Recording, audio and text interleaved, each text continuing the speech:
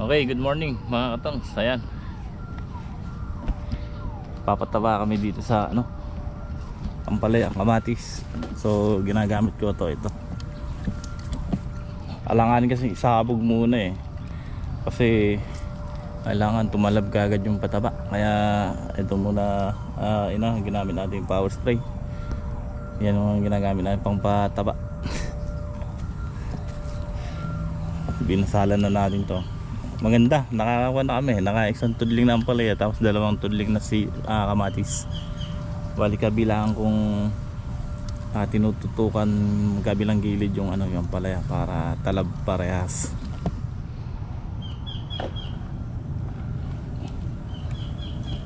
So harvest natin ngayon ng sili. May nag-harvest ng dalawa, si Apong Boy, si Joey. Sabi ko basa pa naman yung, hanggat basa yung sili makapatabaan mo na ngayong maga to.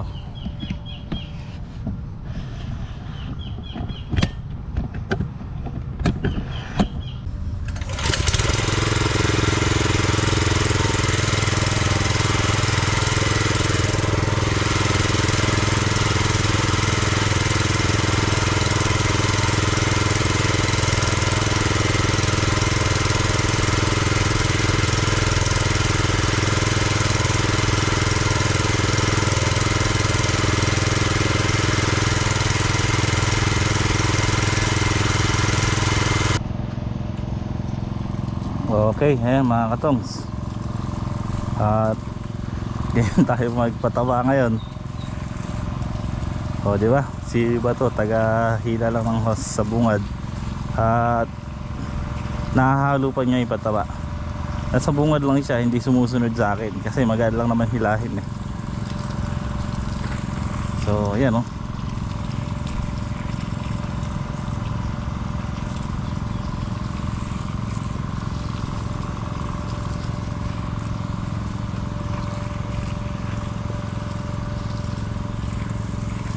talagang natitigmak na yun ng pataba to kasi kabilaan ko itong dinidiligan sa gilid, tapos inaanuhan ko pa yung puno.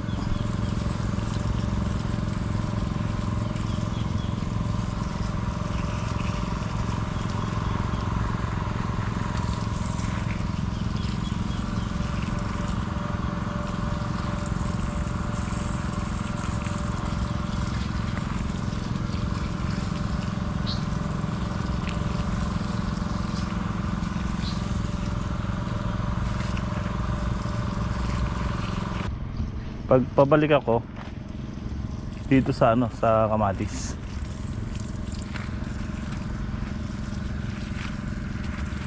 sinasabay mo na nga pong patabaan yung Kamatis. Ito calcium lang din ito at saka triple 16.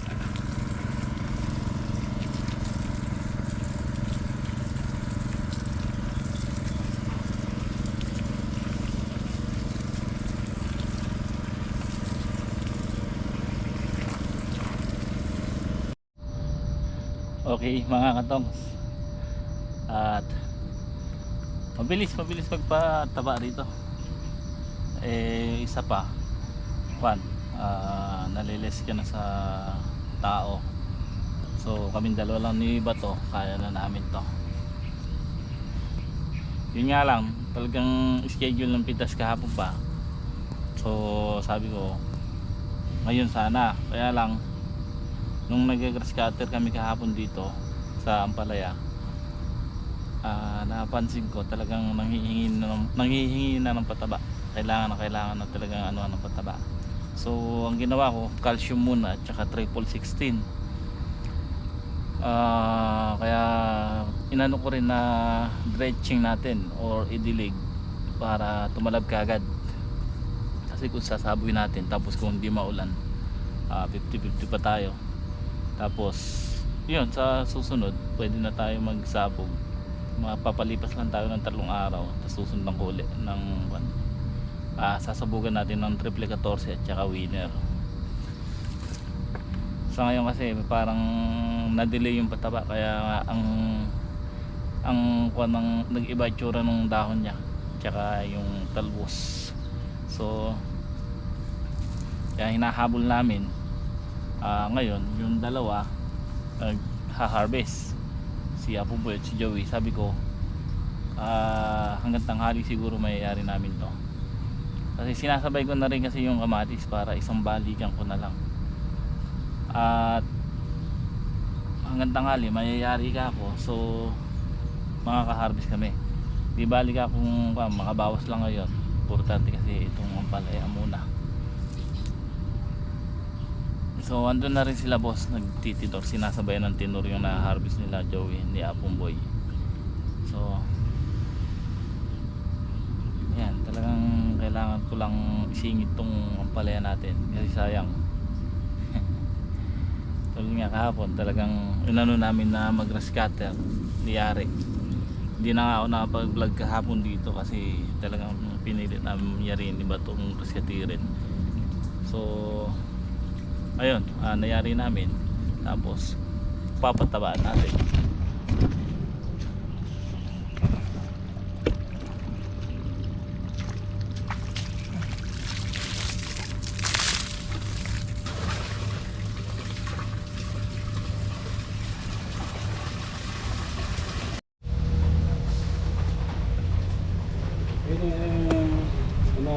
Ini tanam nanti kan ya? Tanam nanti. Tanam ya. Apa kan? Tar gaya. Ini apa bro?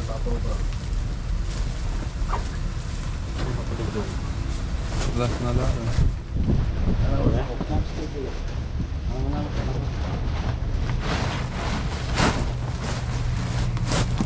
Basa mo dok, surat ha?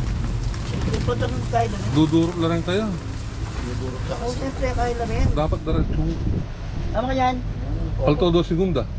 Dapat Diretso mo kayo no? Kung kaya. Pinamitan mo itong kulang ka. Tapos ka rin. Na? Dapat Pinamitan mo dudurot ito. ka. Kulang ka pinata, makapatong kita ng labab. Dapat pantay lang. Kulang kita. Ano na? Nabasa nun to lang segundo, magmura na. Wow. Abo! Ano nga? Intas na maging chassis ko at 30 na lang yan dyan. Wala ka no. Wala. Tapos mahaba ito na kasi. Nagdami.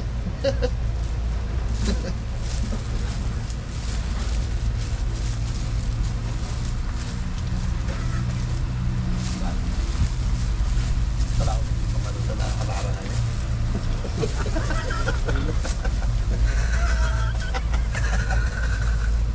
Nagbayad. Sila nakangobra, makanya na akin. Itong view. Dapat tayo meron ulit. Ha? Dapat doon. Siguro naman ka naman, yari na kayo. Sabado mo yan? Kulang pa? Itong view. Kakakag ako. Higit ang babo? Yan. Oo. Siyam lang. Ito na bisa, ito tabli mo.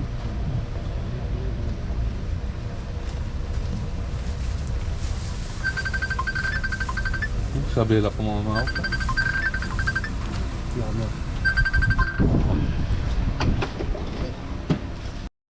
Munta ka nga mo. Punta ka! Muli na kami nga mo.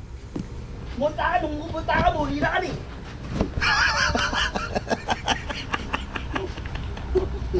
Ay, ano ka? Bakit hindi ba galit kayo? Taka na, punta na mo! Paano ko nung mga tali kita po? Ay, dada, Lucy. Dito. Ayun mga katongs, kanina umulan nung nagpapataba tayo, pero ito ayan, kayari lang namin, pinatabang na din namin itong huling tanim natin. So ayan, titignan nyo, parang mahabol doon sa kabila. Ito maganda salida nung dito ng palaya. So ayan, kayari lang namin.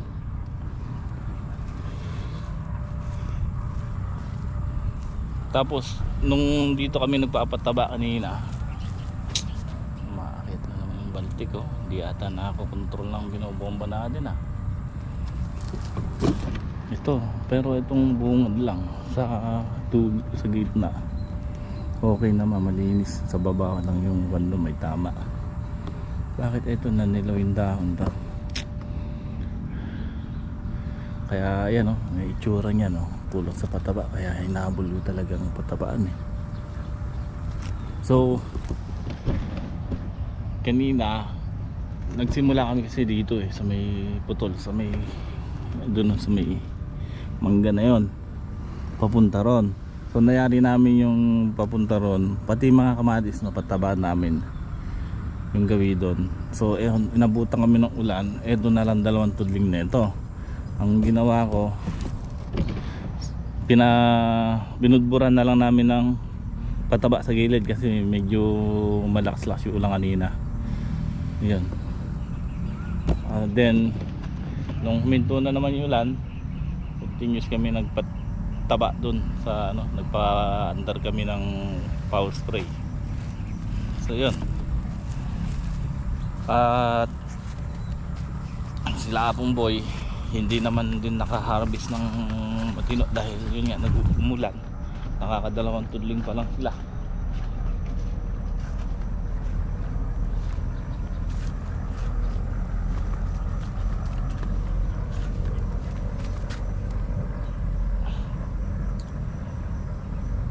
Hindi maganda yung panong pala dito.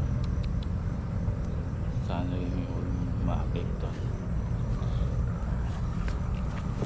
Yan. Ngayon hahabis tayo. Pabawas tayo para pagdating nila boss bukas may ititinor na.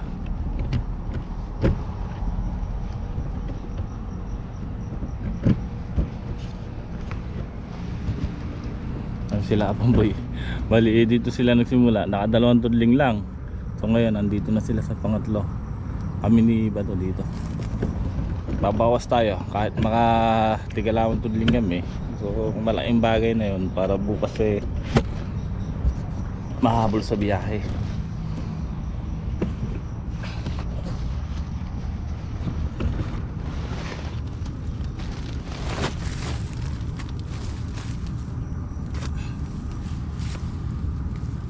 Ala si Bicol hindi sumama, parang hindi nila si kay Edgar pati yung anak niya, kaya alang masamang mamimitas. So, sabi ko kung gaano lang mapit nila Apong Boy, makabawas sila eh. Maraming bagay na yun. Sana nakaluwang na kumpa ng ulang kanina. So syempre hinintay na hindi naman pwedeng pitasin ng basa.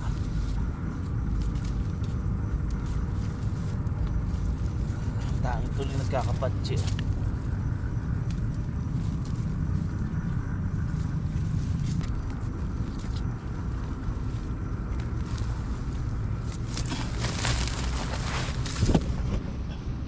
Kanina mga katongs,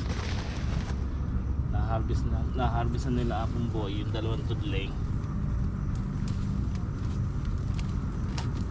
Pag tinor nila boss, naka-12 ay yung 2 tudling na na-harvest nila Apong Boy, tininor nila boss, nakakuan 12 bundle. So nag-average siya ng 6 na bundle isang tudling, diba? Sana eh parehas na ganon, puro ganon. Kung magkataon makakatinulada to.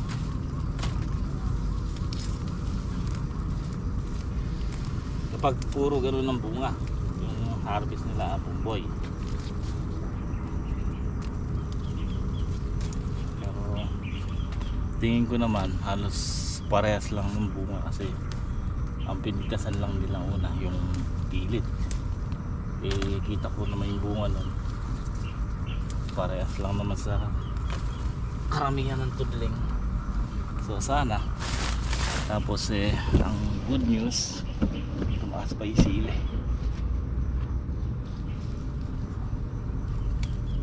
Kanina 60 isang kilo sangutan. So bukas maasa na.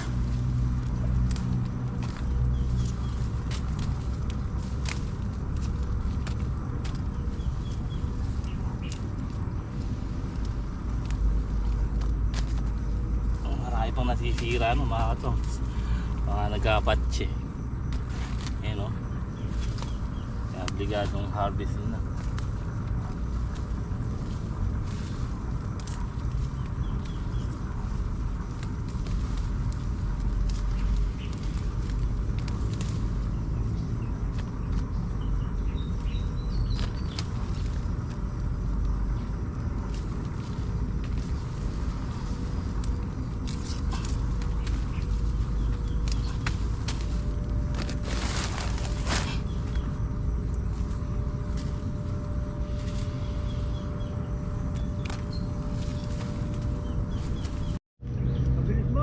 Ha? Papunta ko lang.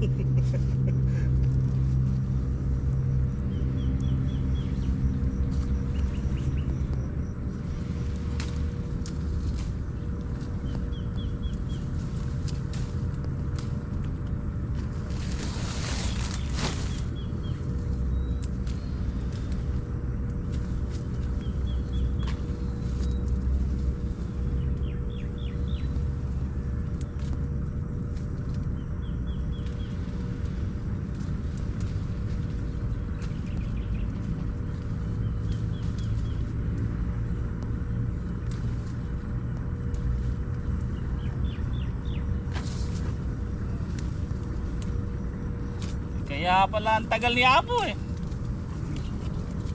Apo. Kaya pala hindi makausad eh.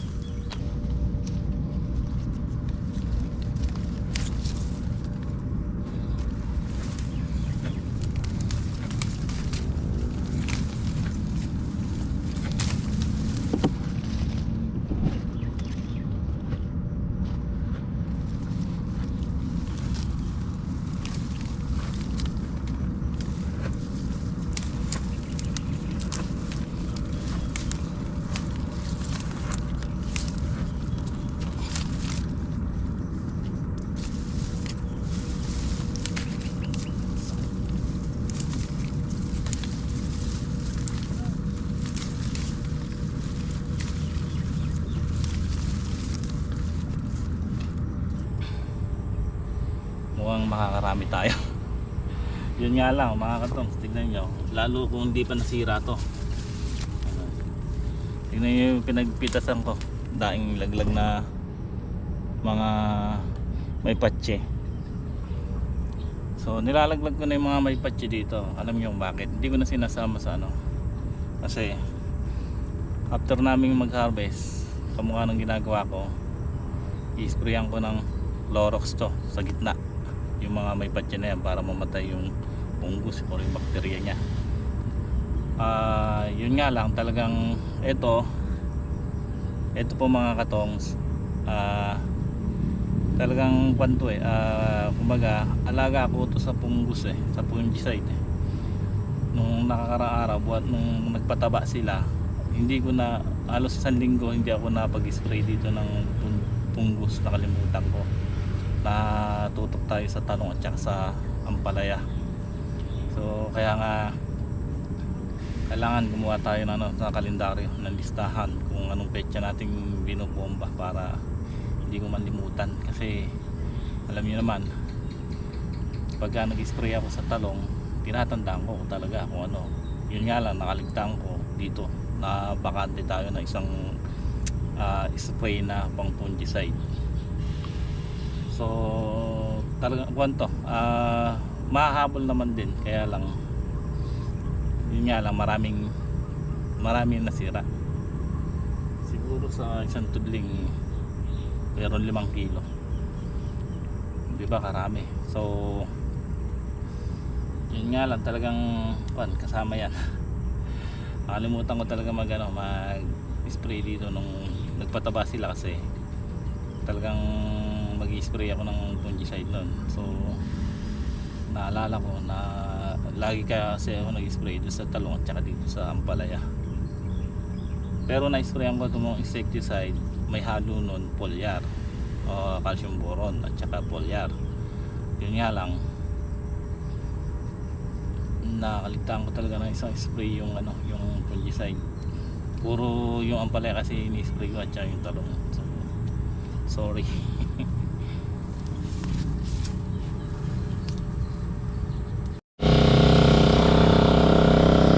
Okay po mga katongs, ayan.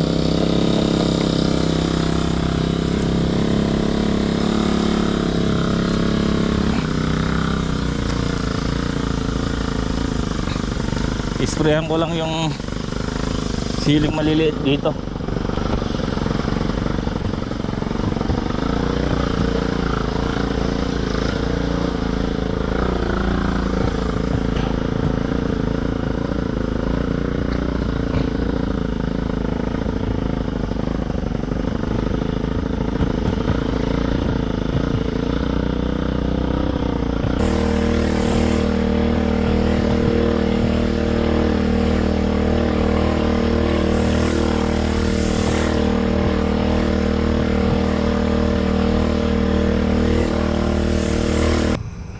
Okay mga katongs, ayan, tapos na ako mag-spray. Labo. So yung ginamit natin kaninang water power sprayer. So lilinisin natin kung pataba yung ginamit natin, baka saglit maging maging tetano. So lilinisin natin yan. Alam niyo naman, pataba yun eh.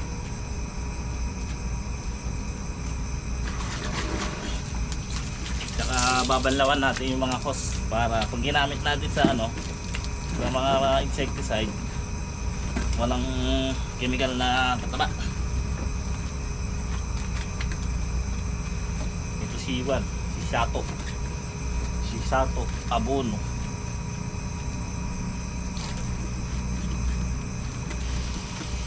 Tatalansin nga kanina ng abono to sa drum eh. Kaya ibisin natin. Sabon yan, sinasabon natin.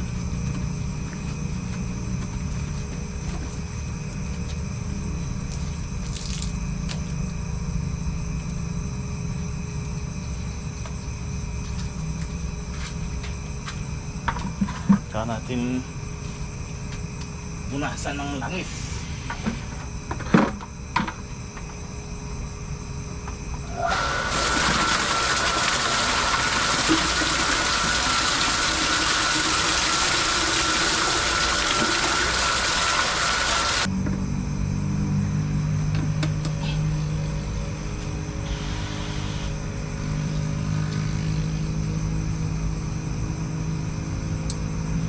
Pandam natin yan para mahugasan yung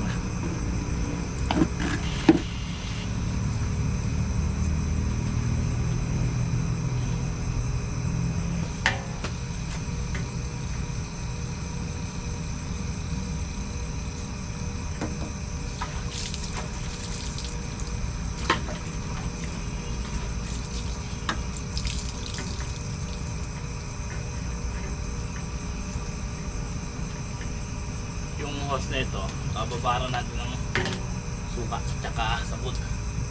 Pahihipitin natin yan para mapalit yung yung pondo. Ang magiging pondo niya sa loob yung suka tsaka sabon. Kasi may pondo yan eh. Yung hose na 100 meter. Pataba yung nasa loob niyan.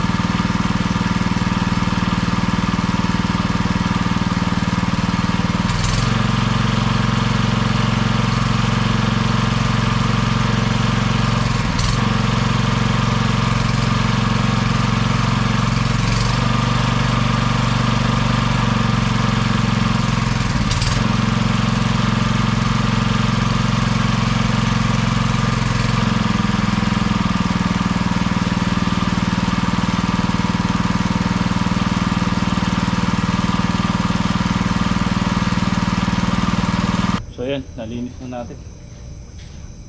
Kasi may pondong yun eh.